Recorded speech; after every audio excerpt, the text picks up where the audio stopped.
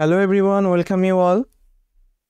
আজ থেকে আমরা ইংরাজি গ্রামার রুলসের একটা সিরিজ স্টার্ট করছি, যেখানে আমি তোমাদের এক্সাম রেলেভেন্ট মোস্ট ইম্পর্টেন্ট 50টা গ্রামার রুল নিয়ে আলোচনা করব, যেটা আপকামিং এক্সামগুলো যেমন ধরো WBPSC ক্লার্কশিপ এক্সাম, পুলিশের SI অথবা সেন্ট্রালের এক্সামগুলো যেমন CHSL, CGL, MTS, SSC GD, প্রতিটা এক্সামের জন্য তোমাদের খুবই হেল্প করবে।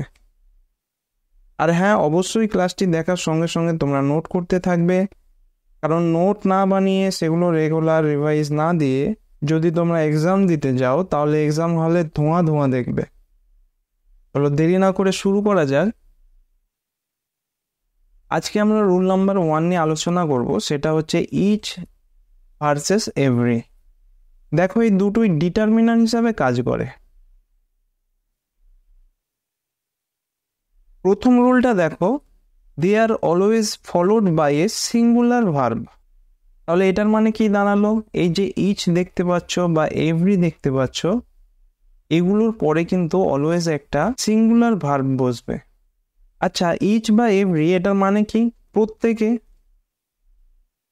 এবার দেখো, বাংলা ভাষার ক্ষেত্রে কোনো অসুবিধা হয় না, কারণ আমরা প্রত্যেকে বলে দিতে পারি। কিন্তু ইংলিশের ক্ষেত্রে ইচ এবং এভরি এই দুটোর কিন্তু ডিফারেন্ট ইউজেস আছে। তো তার জন্য এই 2 নম্বর রুলটা দেখো, each always used as pronoun as well as adjective. অর্থাৎ কোনো সেন্টেন্সে ইচ ওয়ার্ডটা প্রোনাউন হিসাবে ব্যবহার হতে পারে, আবার অ্যাডজেক্টিভ হিসাবে ব্যবহার হতে পারে। আর এভরি শব্দটা এটা শুধুমাত্র অ্যাডজেক্টিভ হিসাবে ব্যবহৃত হতে পারে। এবার দেখো, প্রোনাউন কি? এগুলো নিশ্চয়ই তোমাদের জানা আছে। It is used in place of noun, অর্থাৎ নাউনের পরিবর্তে যেটা বসে সেটাকে প্রোনাউন বলা হয়। আর অ্যাডজেক্টিভটা কি? It tells about a noun, অর্থাৎ কোনো নাউনের দোষ, গুণ, অবস্থা এগুলো বোঝাবে। তো এইগুলো হলো একদম বেসিক জিনিস, আমি আশা করছি তোমাদের হয়তো এগুলো জানা আছে। এবার দেখো, ইচ এবং এভরি, প্রথম রুলটা কি বললাম, যে এই দুটো ওয়ার্ডের পরে অলওয়েজ কি হবে? সিঙ্গুলার ভার্ব বসবে। তোমরা এটা নোট করে রাখবে। এবার কিছু এক্সাম্পল দেব। এখানে দেখো 3টে সেন্টেন্স দিয়েছি। প্রথমটা দেখতে পাচ্ছ, each student is very talented. 2 নম্বরটা দেখো, each student are very talented. আর 3 নম্বরটা দেখো, each students are very talented. আচ্ছা, এই সেন্টেন্সে ইচ এই ওয়ার্ডটা কি হিসাবে ব্যবহৃত হয়েছে? ইচ স্টুডেন্ট, কেমন স্টুডেন্ট? প্রত্যেক স্টুডেন্ট, তাহলে এটা হচ্ছে একটা অ্যাডজেক্টিভ। আর প্রথম নিয়ম কি ছিল, যে ইচ ওয়ার্ডের পরে অলওয়েজ কি হবে? একটা সিঙ্গুলার ভার্ব বসবে। সিঙ্গুলার ভার্ব কি হবে? ইচ হবে প্রেজেন্ট টেন্সের ক্ষেত্রে, পাস্টের ক্ষেত্রে কি হবে? ওয়াজ, আর হ্যাভিং ওয়ার্ডের ক্ষেত্রে কি বসবে? হ্যাজ। তাহলে 3টে সেন্টেন্সের ক্ষেত্রে তোমরা বুঝতে পারছো ইচ ওয়ার্ডটা কোন ভার্বকে স্যাটিসফাই করবে? Singular verb. তো প্রথমটার ক্ষেত্রে এটা অ্যাপ্লাই হচ্ছে। দ্বিতীয়টা দেখো, এখানে আর আছে মানে হবে না। 3 নম্বরটাও দেখো, এখানে আর আছে, এটাও হবে না। এবার অনেকের মনে এখানে প্রশ্ন হতে পারে যে স্টুডেন্ট হবে না স্টুডেন্টস হবে। দেখো, ইচ ওয়ার্ডটা কাকে স্যাটিসফাই করছে? সিঙ্গুলার ভার্বকে। আর সিঙ্গুলার ভার্ব কাকে ফলো করবে? সিঙ্গুলার নাউনকে। তাহলে এই যে নাউনটা হবে এটা কিন্তু অবশ্যই একটা সিঙ্গুলার নাউন হবে। তো এই 3টে সেন্টেন্সের মধ্যে একমাত্র কারেক্ট হচ্ছে এই প্রথম সেন্টেন্সটা। এরপর আরো 3টে উদাহরণ দেখে নাও। Each of my students is very talented. Each of my student is very talented. আর 3 নম্বরটা দেখো, each of my students are very talented. বাক্যটা শুরু হচ্ছে কি দিয়ে? ইজ দিয়ে। কিন্তু ইচের পর দেখো কোনো নাউন আছে কি? নেই। প্রতিটার ক্ষেত্রে দেখো ইচের পর অফ আছে। তাহলে এই সেন্টেন্সের সাবজেক্টকে ইচ, আর এটা ইউজ হয়েছে প্রোনাউন হিসাবে। এরপর প্রথম রুল অ্যাপ্লাই করো। ইচের পরে কি হয়? অলওয়েজ সিঙ্গুলার ভার্ব বসবে। তো প্রথমটা দেখো, ইচ আছে, এটা হবে। দ্বিতীয়টাও হতে পারে, 3 নম্বরটা কিন্তু হবে না। আচ্ছা, এর আগের এক্সাম্পলটা দেখো, এখানে কি বলেছিলাম, যে ইচ ওয়ার্ডটা অলওয়েজ ফলো কাকে করবে? সিঙ্গুলার সাবজেক্টকে।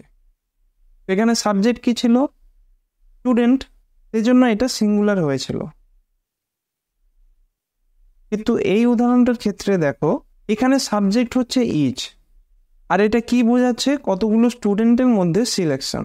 আচ্ছা, এখানে তাহলে তোমরা আরেকটা কথা নোট করে রাখবে যে ইচ ওয়ার্ডটা যখন প্রোনাউন হিসাবে ইউজ হবে আর কোনো কিছুর মধ্যে সিলেকশন বোঝাবে, তখন কিন্তু এই অফের পরে যে নাউনটা বসবে সেটা কিন্তু প্লুরাল হবে। তাহলে 1 নম্বর আর 2 নম্বর যে উদাহরণটা দেখলে সঠিক উত্তর কোনটা হবে? এই 1 নম্বরটা, ইচ অফ মাই স্টুডেন্টস। এবার দেখো এখানে যদি এমন উদাহরণ থাকতো যে এভরি অফ মাই স্টুডেন্ট, তখন কি সেন্টেন্সটা কারেক্ট হতো? হতো না। কারণ কি?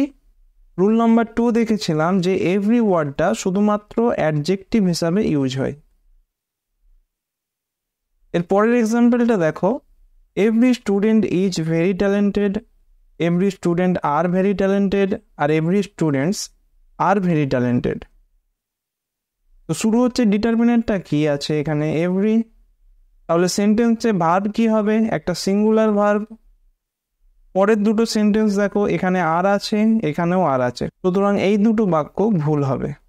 ইচ এবং এভরি দুটো ওয়ার্ডের পরে সিঙ্গুলার ভার্ব বসবে, আর সিঙ্গুলার ভার্ব কাকে ফলো করবে? সিঙ্গুলার সাবজেক্টকে।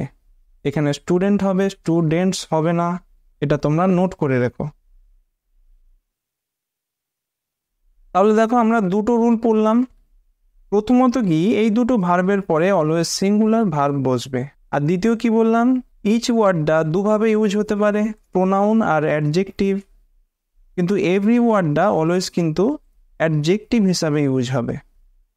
এরপর দেখো 3 নম্বর রুলটা কি বলছে? এই যে ইচ ওয়ার্ডটা, এটা দুজনের ক্ষেত্রে হতে পারে, দুজনের থেকে বেশি জনের ক্ষেত্রে হতে পারে, কিন্তু এভরি ওয়ার্ডটা দেখো অলওয়েজ কি হবে? দুজনের থেকে বেশি জনের ক্ষেত্রে অ্যাপ্লাই হবে। এবার দেখো ইচ শব্দটা হচ্ছে ইন্ডিভিজুয়াল অ্যাপ্রোচের ক্ষেত্রে ইউজ হয়, আর এভরি ওয়ার্ডটা কালেকশন অ্যাপ্রোচ। এক্সাম্পল দিলে ভালোভাবে বুঝতে পারবে। এখানে দেখো, I have a marker in every hand, আর 2 নম্বর সেন্টেন্সটা কি বলছে? I have a marker in each hand. 3 নম্বর রুলটা কি দেখলাম? যে দুটো বা দুটোর বেশির ক্ষেত্রে কোন ওয়ার্ডটা ইউজ হয়? ইচ। আর এভরি ওয়ার্ডটা কিন্তু দুজনের বেশির ক্ষেত্রে ইউজ হবে। এখানে কি বলছে? I have a marker in every hand in each hand. হাতের কথা বলছে, হাত কটা? দুটো। তাহলে এভরি এখানে হবে না। সঠিক সেন্টেন্সটা হচ্ছে এই 2 নম্বর সেন্টেন্সটা। কিভাবে মনে রাখবে?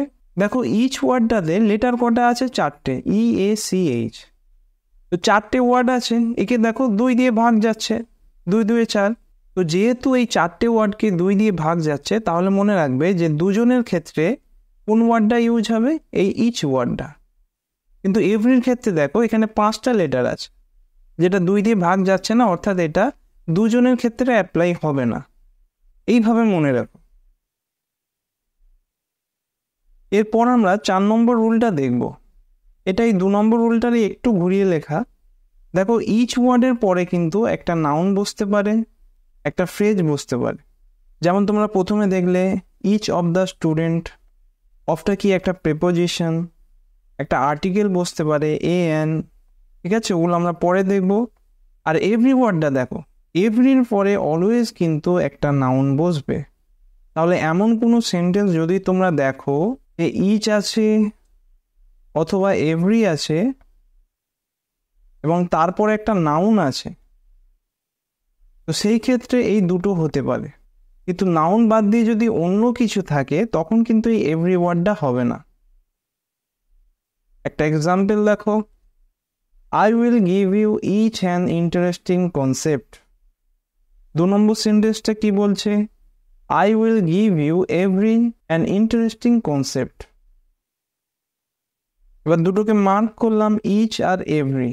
এর ঠিক পরে কি আছে? দেখো অ্যান, এর ঠিক পরে আছে অ্যান। আচ্ছা, অ্যানটা কি কোনো noun?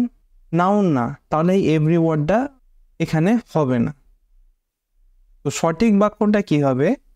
I will give you each an interesting concept. আচ্ছা, এখানে এ কেন হলো না? কারণ এর পরের ওয়ার্ডটা দেখো আই দিয়ে স্টার্ট হয়েছে। আইটা কি? একটা ভাওয়েল, AEIOU। এই 5টা ভাওয়েল আশা করছি তোমরা জানো। আচ্ছা, 4 নম্বর রুলটা কি দেখলে, যে ইচের পরে একটা নাউন আসতে পারে, এভরির পরে একটা নাউন আসতে পারে, কিন্তু এখানে একটা এক্সেপশন আছে, যে এই নাউনটা ধরো অ্যাবস্ট্রাক্ট নাউন দেওয়া আছে, তখন কিন্তু এই ইচ ওয়ার্ডটা হবে না, তোমাকে এভরি ওয়ার্ডটা অ্যাপ্লাই করতে হবে। আমি কি বললাম আরেকবার বলছি, মনে করো কোনো বাক্যে ইচ বা এভরি দিয়ে শুরু হচ্ছে, এরপর কি আছে, একটা অ্যাবস্ট্রাক্ট নাউন। এই অ্যাবস্ট্রাক্ট নাউনটা কি জিনিস? নাউন মানে কি? কোনো কিছুর নাম। আর অ্যাবস্ট্রাক্ট নাউন হচ্ছে সেই সব নাউন যেগুলোকে আমরা টাচ করতে পারবো না, দেখতে পারবো না, যেগুলোকে ফিল করতে পারবো। যেমন ধরো লাভ, ট্রুথ, অনেস্টি,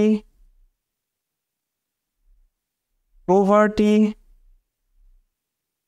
এগুলো হচ্ছে অ্যাবস্ট্রাক্ট নাউন। তাহলে কোনো সেন্টেন্সে যদি দেখো যে অ্যাবস্ট্রাক্ট নাউন আছে, অর্থাৎ এই ধরনের নাউন আছে, তাহলে ওই সেন্টেন্সে কখনো ইচ ব্যবহার হবে না। কোন ডিটারমিনারটা ইউজ হবে? এভরি। একটা এক্সাম্পল দেখো, I have each reason to, এটা বি হবে, তোমরা কারেকশন করে নিও, টু বি হ্যাপি। তো প্রথম সেন্টেন্সটা কি বলছে? I have each reason. আর দ্বিতীয় সেন্টেন্সটা কি বলছে? I have every reason. এবার দেখো, এই রিজন এটা হচ্ছে একটা নাউন। কি নাউন? Abstract noun. আর একটু আগেই আমরা দেখলাম যে অ্যাবস্ট্রাক্ট নাউনের আগে ইচ ওয়ার্ডটা বসে না। তো এখানে কারেক্ট সেন্টেন্স হচ্ছে এই 2 নম্বর সেন্টেন্সটা। তাহলে এতক্ষণ আমরা যে রুলগুলো পড়লাম আরেকবার রিভাইজ দিয়ে নাও। 1 নম্বর রুলটা কি বলছে? যে ইচ এবং এভরির পরে অলওয়েজ কি হয়? সিঙ্গুলার ভার্ব বসবে। 2 নম্বরটা কি ছিল? যে ইচ ওয়ার্ডটা প্রোনাউন হিসাবে ব্যবহার হতে পারে, আবার অ্যাডজেক্টিভ হিসাবে ব্যবহার হতে পারে, কিন্তু এভরি ওয়ার্ডটা শুধুমাত্র কি হবে? অ্যাডজেক্টিভ হিসাবে ব্যবহার হবে। 3 নম্বর রুলটা কি ছিল? এই ইচ ওয়ার্ডটা এটা দুজনের ক্ষেত্রে অ্যাপ্লাই হতে পারে, দুজনের থেকে বেশি জনের ক্ষেত্রে অ্যাপ্লাই হতে পারে, কিন্তু এভরি ওয়ার্ডটা শুধুমাত্র দুজনের থেকে বেশি মানুষের ক্ষেত্রে বা বস্তুর ক্ষেত্রে অ্যাপ্লাই হতে পারে। 4 নম্বর রুলটা কি বলেছিলাম? এই যে ইচ ওয়ার্ডটা এর ঠিক পরের শব্দটা একটা নাউন হতে পারে, যখন এই ইচটা সেন্টেন্সে অ্যাডজেক্টিভ হিসাবে ব্যবহার হবে, কিন্তু যখন প্রোনাউন হিসাবে ব্যবহার হবে তখন কিন্তু এর পরের শব্দটা একটা ফ্রেজ হতে পারে, প্রিপোজিশন, আর্টিকেল, ঠিক আছে? আর এভরি ওয়ার্ডের ক্ষেত্রে কি হবে? এটা যেহেতু শুধুমাত্র অ্যাডজেক্টিভ হিসাবে ব্যবহার হয়, তাহলে এর পরে কি হবে? অলওয়েজ একটা নাউন শব্দ বসবে। আর 5 নম্বর রুলটা কি ছিল? কোনো অ্যাবস্ট্রাক্ট নাউনের ক্ষেত্রে অলওয়েজ কি বসবে? এভরি। আর এখানে আরেকটা কথা মনে রাখবে, যে সাবজেক্টের ধরো যে নাউনটা আছে সেটা যদি ইনডিফিনিট হয়, অর্থাৎ নির্দিষ্ট করে বলা না থাকে, তখনও কিন্তু এই এভরি ওয়ার্ডটা ইউজ হতে পারে।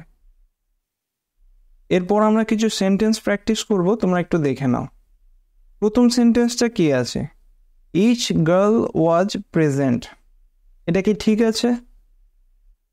স্টার্টিং কি হচ্ছে? ইচ দিয়ে, তাহলে ভার্বটা কি হবে? সিঙ্গুলার। তো এখানে দেখো সিঙ্গুলার ভার্ব আছে। এবার সিঙ্গুলার ভার্ব কাকে ফলো করবে? সিঙ্গুলার সাবজেক্টকে। তো এখানে সাবজেক্টটা দেখো সিঙ্গুলার আছে না প্লুরাল আছে? সিঙ্গুলার আছে, গার্ল। তাহলে এই সেন্টেন্সটা কারেক্ট। 2 নম্বর সেন্টেন্সটা দেখো, each of the girl was present. Starting each দিয়ে, ঠিক আছে। ভার্বটা সিঙ্গুলার আছে, হ্যাঁ ঠিক আছে, কিন্তু এখানে দেখো একটা গ্রুপের মধ্যে সিলেকশন বোঝাচ্ছে, তাহলে এই যে নাউনটা দেখতে পাচ্ছ এটা কিন্তু প্লুরাল হবে। 3 নম্বর সেন্টেন্সটা দেখো, এভরি গার্লস ওয়াজ প্রেজেন্ট। স্টার্টিং কি আছে? এভরি দিয়ে। ভার্বটা দেখো সিঙ্গুলার আছে। এবার সিঙ্গুলার ভার্ব কি সিঙ্গুলার সাবজেক্টকে ফলো করছে? করছে না, এখানে গার্লস আছে, সুতরাং এই এসটা হবে না। 4 নম্বর সেন্টেন্সটা কি বলছে? Every of the girls was present. তোমরা 4 নম্বর রুলটা মনে করো, এভরির পরে কখনো কিন্তু অফ বসবে না, অলওয়েজ একটা নাউন বসবে, সুতরাং 4 নম্বর সেন্টেন্সটা ভুল আছে। ঠিক আছে, আজকের ক্লাসটা আশা করছি তোমরা বুঝতে পারছো। এখানে তোমাদের সেলফ প্র্যাকটিসের জন্য 2টো সেন্টেন্স দিয়েছি। এই সেন্টেন্স দুটো তোমরা ভালোভাবে লক্ষ্য করবে আর বোঝার চেষ্টা করবে যে 2টো সেন্টেন্সে কোনো এরর আছে কিনা। যদি রুলগুলো তোমরা ঠিকঠাক বুঝতে পারো, আশা করছি তোমরা দেখে বুঝতে পারবে যে কোন সেন্টেন্সটা ভুল আছে, কোনটা ঠিক আছে। বা দুটোই ভুল হতে পারে, দুটোই ঠিক হতে পারে, সেটা তোমরা কমেন্ট সেকশনে জানিও। এর পরের ক্লাসে আমরা আরও একটা খুব ইম্পর্টেন্ট রুল নিয়ে আলোচনা করব। Thank you for watching.